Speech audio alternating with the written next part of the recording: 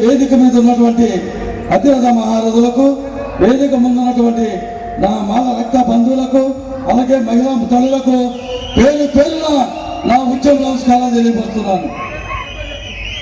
మనం పౌరుషానికి మాల కన్నమనుడి వారసులం.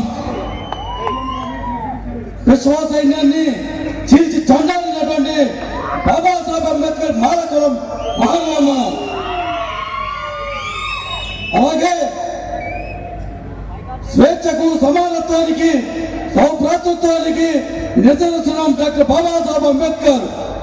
మనుషులుగా చూడనప్పుడు, మన కుక్కల కన్నా హీనంగా చూసేటప్పుడు ఆ భారత రాజ్యాంగం హక్కు కల్పించి రాజ్యాంగం ద్వారా మన మనుషులుగా తయారు చేసినటువంటి మహాత్ముడు, మహాగనుడు, మన దైవం డాక్టర్ బాబాసాహెబ్ అంబేద్కర్ తెలియజేస్తున్నాను. అలాగే బాబాసాహెబ్ అంబేద్కర్ గారు ఆయన జీవితాన్ని త్యాగం చేసి 2 సంవత్సరాల 11 నెలల 18 రోజులు భారత రాజ్యాంగాన్ని రచించి మనకి స్వేచ్ఛ సమానత్వం కల్పించి ఈ సమాజంలో మనుషులుగా జీవించండి, మీకు ఓటు హక్కు కల్పిస్తున్నాను, ఓటు ద్వారా రాజ్యాధికారం సాధించమంటే ఆ ఓటుని మనం తాకట్టు పెట్టి వాడి కింద వీడి కింద బానిసత్వ బతుకుతూ అగ్రకుల పార్టీలకు కొమ్ము కాస్తున్నాం నిజాకారం చెప్తూ అడుగుతున్నాను.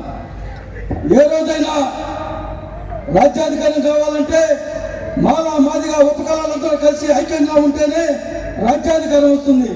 ఈ రాజ్యాధికారం రాకుండా చేయడానికి కొన్ని అగ్రకుల శక్తులు, రాజకీయ పార్టీలు, మతతత్వంతో కూడుకున్నటువంటి వారు ఎస్సీ వర్గీకరణ నిదానం తీసుకొచ్చి మందా ఏలి అనేవాడిని, మనువాదిని మన మధ్యన పెట్టి వర్గీకరణ చేయడానికి అవకాశం కల్పించి ఈ మందా ఏలి అనేవాడు మాలలపై విషం చూపుతూ, విషం కక్కుతూ మాలల వాళ్ళ ఇది ఆస్తి దోచుకున్నారంటూ క్రిమినల్ విధానంతో మాలలను, మాదిగలను అతాపాతాలు తొక్కటి మాత్రం ఎజెండాగా ఉన్నాడు. మందా కృష్ణ అనేవాడు మందా ఏలియా అనేవాడు ఎప్పుడైనా రిజర్వేషన్ శాతం పెంచుదామని చెప్పని పోరాటానికి వస్తామని అడుగుతున్నాం. నీకు దమ్ముందా? రిజర్వేషన్ శాతం పెంచమని పోరాటం చేస్తాం, నీకు ధైర్యం ఉందా అని అడుగుతాడు. నీకు దమ్ము లేదు, నీకు ధైర్యం లేదు. ఎందుకంటే నువ్వు మతతత్వం, కులతత్వం, బీజేపీ, ఆర్ఎస్ఎస్ వంటి పార్టీలకు బానిసవు కాబట్టి నీకు ధైర్యం లేదని తెలియపరుస్తున్నాను.